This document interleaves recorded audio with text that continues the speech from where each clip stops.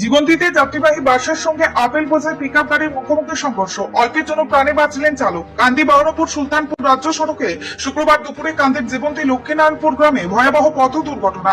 বিকট শব্দের আওয়াজ শুনে স্থানীয় জীবন্তী লক্ষ্মীনারায়ণপুর গ্রামের মানুষ ঘটনাস্থলে ছুটে এসে চার চাকা পিকআপ গাড়ির চালককে গাড়ির ভিতর থেকে উদ্ধার করে। যদিও অল্পের জন্য প্রাণে বাঁচেন চালক। পিকআপ গাড়ির চালক চাঁদ মোহাম্মদ বলেন, আমি আপেল বোঝাই করে বহরমপুরের থেকে কান্দির দিকে যাচ্ছিলাম। জীবন্তীর এই বাঁকে হঠাৎ একটি বাস কান্দি থেকে বহরমপুরের দিকে দ্রুত গতিতে যাবার সময় টোটো গাড়িকে ওভারটেক করে গিয়ে আমার সামনে চলে আসে।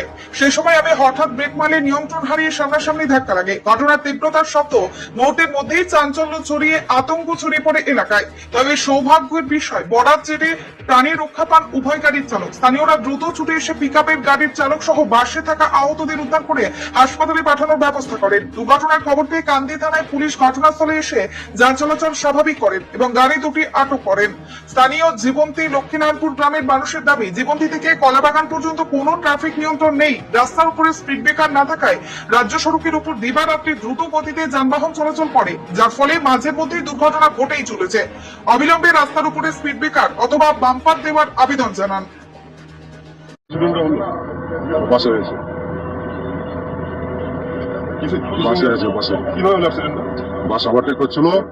ওভারটেক করতে গিয়ে ও আমার পায়ে টুকটুকি ছিল, আমার গাড়ি ব্রেক মেরেছে, গাড়ি কন্ট্রোলার নিজে লেগেছে। আমি চালাচ্ছিলাম, আমি মালিক খোলার ড্রাইভার। তো দেখতে পাচ্ছেন কি হয়েছে।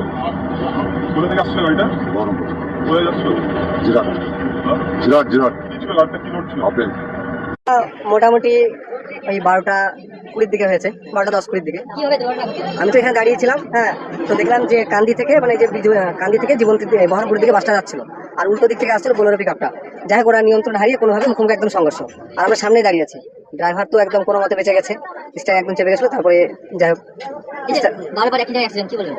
বারবার বলতে এই জায়গাটা টার্নিং, জীবন্তী থেকে যে কাঠচিরা মিলটা আছে এর মাঝে যে টার্নিংটা আছে, এই জায়গাটাতে প্রায় মানে মাসে 3-4 বার অ্যাক্সিডেন্ট হয় এবং সেটা ভয়াবহ অ্যাক্সিডেন্ট হয়। তো এখানে প্রশাসন যদি কোনো ব্যবস্থা নেয় তাহলে তো খুবই ভালো। বিশেষ করে আমার তো মনে হয় এখন তো স্পিড ব্রেকার অনেক জায়গায় দিচ্ছে, সেই স্পিড ব্রেকার যদি দেয় বা এখান থেকে এবার পারাপার হতেও খুব সমস্যা হয়। আমরা যে বড় মানুষ, ইয়াং ছেলে, তার সত্ত্বেও আমাদের পার হতে মানে একদম পার হওয়া খুবই মুশকিল। একান্ত এখানে স্পিড ব্রেকার এবং ডিভাইডার যেগুলো এখন আছে সেগুলো দেওয়া উচিত মনে হচ্ছে।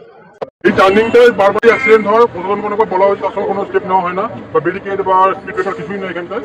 এই টার্নিংটায় বারবারই অ্যাক্সিডেন্ট হয়, একবার না, এটা অনেকবারই হয়েছে এখানটায়। এই যে কতক্ষণ হচ্ছে অ্যাক্সিডেন্ট হওয়া মোটামুটি? 20 মিনিট হলো, 20-30 মিনিট হলো। প্রশাসনের কোনো তৎপরতা কি দেখতে পাচ্ছেন? এখনো প্রশাসনের কোনো লোক আসেনি, যা উদ্ধার করা হয় সাধারণ লোকেই করেছে উদ্ধার। আর